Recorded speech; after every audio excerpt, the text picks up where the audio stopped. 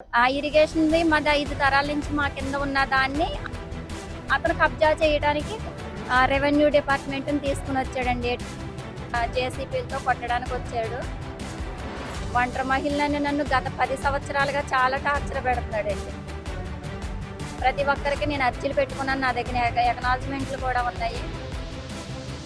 Party ఆవిర్భావం నుంచి నా భర్త నేను పార్టీ కోసం పనిచేశాం. పవన్ కళ్యాణ్ గారు కూడా ఏ కష్టం వచ్చినా మేము అండగా ఉంటామన్నారు. నేను ఇప్పటికొచ్చి ఏది అడగలేదండి. నాకు న్యాయం చేయండి అంటలేదు, మా గ్రామానికి న్యాయం చేయండి. అతను ఒక వైసీపీ వ్యక్తి కాబట్టి గత వైసీపీ ఎమ్మెల్యే కాన్మూరు వెంకట నాగేశ్వరరావు గారు, పిఏ ఆటగల శ్రీమన్నారాయణ, వీళ్ళందరూ కలిపి గత 10 సంవత్సరాలు నాకు చాలా ఇబ్బందులు అయితే గురి చేశారు. నేను ఒంటరి మహిళని, వాళ్ళని అడ్డుకునే పరిస్థితి లేక నేను ఆత్మహత్య ప్రయత్నం కూడా చేశాను ఆ రోజు. జనసేన నాయకులంటే ఫస్ట్ వచ్చిన కొమ్ము వాళ్ళకంటే వెనకొచ్చిన కొమ్ములు వాడిగా ఉంటాయని, కేవలం ఇప్పుడు ఏంటంటేనండి పదవిని బట్టి వాళ్ళకి ఒక పిలుపు వస్తుంది. మేము కార్యకర్తలుగానే ఉన్నామండి. ఇవాళ నా కష్టం నా భర్తకి, నాకు జనసేన పవన్ కళ్యాణ్ గారు ఒక సిద్ధాంతాలు నచ్చి మన వంతు అంటే అప్పుడు మాకు ఈ పదవులు ఉంటాయి, ఇంత అంటే దాన్ని ఎలా చెప్పాలో కూడా నాకు తెలియదు. ఇవన్నీ మాకేం తెలియదండి. నాకు కళ్యాణ్ గారు దగ్గరికి వెళ్ళాలి అనే కంటే కూడా ముందు ఫస్ట్ నా సమస్య ఇది కదా, ఈ అమ్మాయి వైపు న్యాయం ఉంది. ఎటువంటి నమస్కారం మేడం, మీ పేరండి? అంబటి రమారమణి. జనవాణికి వచ్చారు కదా, మీ సమస్య ఏంటండి? మా సమస్య గత 10 సంవత్సరాలుగా మా గ్రామంలో ఎండోమెంట్ భూములు, పంచాయతీ, ఇరిగేషన్ ఇలా పూర్తిగా కబ్జా చేయబడి ఉన్నాయండి. నేను అవి సర్వే చేయమని కాలువలు అయితే పూర్తిగా పూర్తి చేసి వాటిని రోడ్ల నిర్మాణం కూడా చేసుకునే ప్రయత్నాలు జరుగుతున్నాయి. ఆల్రెడీ శ్మశాన వాటికలనే కబ్జా చేసి రోడ్లు వేసుకున్నారండి. ఇప్పుడు ఇటు కూడా రోడ్డు వేస్తే పక్కనే ఉన్న కల్వగట్టు పడిపోతే కనుక, కల్వట్టు ఉందండి, కంతేరు కత్తపాడు వెళ్ళే పిల్ల కాలువకి కల్వట్టు ఉంది.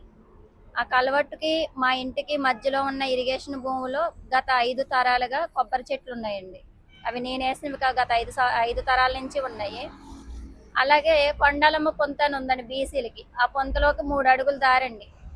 ఆ దారి కూడా మా ఇంటి వెనకాల ఉన్న వాళ్ళు ఎవరూ లేకుండా చేసేసారు. కరెక్ట్గా మా తిన్నగా అయితే దారి అంతా కరెక్ట్గానే ఉందండి. ఈ అడ్డగల్ల వెంకటేశ్వరరావు అన్న అతను ఇంకెక్కడ ఖాళీ స్థలం కనపడ్డా ఆక్రమించడం, రోడ్లు వేయడం, రేగు షెడ్లు వేయడం చేస్తాడు. అతను అది కబ్జా చేసి రోడ్లు వేయాలనుకున్నాడండి. గత 5 తరాలుగా మా అధీనంలో ఉన్న దాన్ని అతను కబ్జా చేయాలనుకున్నాడు. ఇప్పుడు మీకు వచ్చిన సమస్య ఏంటి? మీకు సంబంధించిన ఏదైనా స్థలాన్ని కబ్జా చేశారా? ఆ ఇరిగేషన్‌ది మాది 5 తరాల నుంచి మా కింద ఉన్న దాన్ని అతను కబ్జా చేయడానికి రెవెన్యూ డిపార్ట్మెంట్‌ని తీసుకొనొచ్చాడండి. ఎటువంటి ఇన్ఫర్మేషన్ ఇవ్వకుండా జేసీబీలతో కొట్టడానికి వచ్చాడు. ఒంటరి మహిళని నన్ను గత 10 సంవత్సరాలుగా చాలా టార్చర్ పెడుతున్నాడండి. 10 సంవత్సరాలుగా టార్చర్ పెడుతున్నారు. మరి కంప్లైంట్ ఏమి ఇవ్వలేదండి? ఇచ్చానండి. గతంలో ఎస్పీ గారికి కంప్లైంట్ ఇచ్చాను, కలెక్టర్ గారికి ఇచ్చాను, తహసీల్దార్ గారికి ఇచ్చాను. ప్రతి ఒక్కరికి నేను అర్జీలు పెట్టుకున్నాను. నా దగ్గర ఎక్నాలజ్‌మెంట్లు కూడా ఉన్నాయి. ఏ ఒక్కరు వచ్చినా పూర్తి స్థాయిలో నాకు సర్వే చేయండి. ఇప్పుడు నేను ఇరిగేషన్ డిపార్ట్మెంట్లో ఉన్న నా కొబ్బరి చెట్లు ఉంచండి, ఇది నాదే అని నేను అంటలేదు. మొత్తం సర్వే చేయండి, గ్రామంలో కబ్జాను తీయండి. రైతులు ఇబ్బంది పడుతున్నారు, కాలువలను పూర్తిగా కప్పెట్టేస్తున్నారు. కల్వట్టు ఉండడం వల్ల నా ఇంటి పక్కన ప్లేస్ ఉందండి. కల్వట్టు తర్వాత కూడా మొత్తం కాలువను పూర్తి చేసి రోడ్లు వేసే పరిస్థితి. ఇప్పుడు మీరు 10 సంవత్సరాల నుంచి ఇబ్బంది పెడుతున్నారు, కంప్లైంట్ ఇచ్చామన్నారు. మరి 10 సంవత్సరాల నుంచి సాల్వ్ అయిన ప్రాబ్లం జనవాణికి వచ్చారు కదా, అక్కడ ఎలా సాల్వ్ అవుతుంది అనుకుంటున్నారు? ఇక్కడ ఏంటంటే పార్టీ ఆవిర్భావం నుంచి నా భర్త నేను పార్టీ కోసం పనిచేసాం. ఆయన ఉద్యోగం మాని ఆరోగ్యాన్ని పాడు చేసుకుని, ఆయనకి హెల్త్ పరంగా పిఏహెచ్ కంప్లైంట్ ఉంది. అయినా సరే ఆయన పూర్తి స్థాయిలో పార్టీ కోసం పనిచేశారండి ఆవిర్భావం నుంచి కూడా. 2018 జంగారెడ్డిగూడెం నోవా కాలేజీలో జనబాట కిట్ తీసుకోవడం జరిగిందండి. డిసెంబర్ 16వ తారీఖున నా భర్త హార్ట్ అటాక్తో జనబాట కార్యక్రమం చేస్తుండగానే చనిపోయారు. ఈ విషయం పార్టీకి తెలుసు. పవన్ కళ్యాణ్ గారు కూడా ఏ కష్టం వచ్చినా మేము అండగా ఉంటామన్నారు. నేను ఇప్పటికొచ్చి ఏది అడగలేదండి. నాకు న్యాయం చేయండి అంటలేదు, మా గ్రామానికి న్యాయం చేయండి. అతను ఒక వైసీపీ వ్యక్తి కాబట్టి గత వైసీపీ ఎమ్మెల్యే కాన్మూరు వెంకట నాగేశ్వరరావు గారు, పిఏ ఆటగల శ్రీమన్నారాయణ, వీళ్ళందరూ కలిపి గత 10 సంవత్సరాలు నాకు చాలా ఇబ్బందులు అయితే గురి చేశారు. ఇప్పుడు ఏంటంటే నేను ఎప్పుడు అర్జీలు పెట్టినా పూర్తి స్థాయిలో సర్వే ఎందుకు రావట్లేదు? కేవలం నా ఇంటి పక్కకు వచ్చే సర్వే చేయటం. అది కాదు, ఇప్పుడు 10 సంవత్సరాల నుంచి ఇబ్బంది పెడుతున్నా అన్నారు. ఇప్పుడు మీరు ఒక ఒంటరి మహిళ, మరి మీ సమస్యని పవన్ కళ్యాణ్ దృష్టికి ఎప్పుడు తీసుకెళ్లేదా మీరు? తీసుకెళ్ళడానికి నాకు అవకాశమే ఇవ్వలేదండి. ఇప్పుడు కూడా నేను జనవాణికి వచ్చినా ఎక్కడికి వచ్చినా నేను ఇప్పుడు కూడా పార్టీకి పనులు చేస్తూనే ఉన్నానండి. పార్టీకి పని చేస్తున్నాడు. తణుకు నియోజకవర్గం మాది వీరగవరం మండలం అండి, తూర్పిప్పర గ్రామం, మాది తణుకు నియోజకవర్గం. ఇప్పుడు మొన్న ఎమ్మెల్సీ ఎలక్షన్కి కానీ అన్నిటికి నేను నాకున్నంతలో, నాకు ఓపుకున్నంతలో పార్టీ కార్యక్రమాలు, నా భర్తకి నాకు జనసేన పవన్ కళ్యాణ్ గారు ఒక సిద్ధాంతాలు నచ్చి మన వంతు అంటే అప్పుడు మాకు ఈ పదవులు ఉంటాయి, ఎంత అంటే దాన్ని ఎలా చెప్పాలో కూడా నాకు తెలియదు. ఇవన్నీ మాకేం తెలియదండి. కేవలం మీ భర్త ఎప్పుడు చనిపోయారు? 2018 డిసెంబర్ 16వ తారీఖు అండి. అంటే ఇప్పుడు గతంలో అంటే వైసీపీ ప్రభుత్వం అధికారంలో ఉంది, మీ సమస్యలు తీరలేదు, పరిష్కారం దొరకలేదు అనుకున్నాం. కానీ కూటమి ప్రభుత్వం అధికారంలోకి వచ్చి సంవత్సరంన్నర అవుతుంది. మరి ఈ సంవత్సరంన్నరలో మిమ్మల్ని ఇబ్బంది పెడుతున్నప్పుడు పవన్ కళ్యాణ్ కలవాలి అని ఎప్పుడు ప్రయత్నం చేయలేదండి? చేశానండి, ప్రయత్నం చేశాను. ఎవరిని అడిగినా నాకు ఆయన అపాయింట్మెంట్ అయ్యా ఇప్పించలేదండి. కనీసం నాకు కళ్యాణ్ గారు దగ్గరికి వెళ్ళాలి అనే కంటే కూడా ముందు ఫస్ట్ నా సమస్య ఇది కదా, ఈ అమ్మాయి వైపు న్యాయం ఉంది, ఎటువంటి అక్రమణ కట్టడాలు నేను కట్టలేదు, అక్రమ కట్టడాలు కట్టి ఎండోమెంట్ భూములు అన్ని కబ్జాలో ఉన్నాయి వదిలేసి ఆ వ్యక్తిని బట్టి ఎంతమంది రెవెన్యూ డిపార్ట్మెంట్, ఇరిగేషన్ వాళ్ళు నన్నే ఎంత టార్చర్ పెడుతున్నారు. పవన్ కళ్యాణ్ గారి దగ్గరికి అంటే అందరూ వెళ్ళడం అనేది సాధ్యం కాదు. మరి మీ ఏరియాకి సంబంధించి జనసేన నాయకులకు కానీ ఎవరికి మీరు ఈ విషయం చెప్పలేదా? జనసేన నాయకులు అంటే ఫస్ట్ వచ్చిన కొమ్ము వాళ్ళకంటే వెనకొచ్చిన కొమ్ములు వాడిగా ఉంటాయని, కేవలం ఇప్పుడు ఏంటంటేనండి పదవిని బట్టి వాళ్ళకి ఒక పిలుపు వస్తుంది. మేము ఏ పదవుల్లోనూ లేవండి, మాకు పదవులు కూడా మేము ఆశించం. మాకు కావాల్సిందల్లా పవన్ కళ్యాణ్ గారు రాష్ట్ర సీఎం అయితే కనుక రాష్ట్ర అభివృద్ధి జరుగుద్ది, యువత బాగుంటారు. సార్ ఒకటే చెప్పారు, 25 కేజీలు బియ్యం కోసం కాదు, 25 సంవత్సరాల కోసం నేను పోరాడతానని. ఆ సిద్ధాంతాలు నమ్మే వచ్చాం, ఆ సిద్ధాంతాల ప్రకారమే మేము నడుచుకుంటున్నాను ఇప్పటికే. సరే, మరి ఇప్పుడు ఎందుకని జనవాణికి వచ్చారు?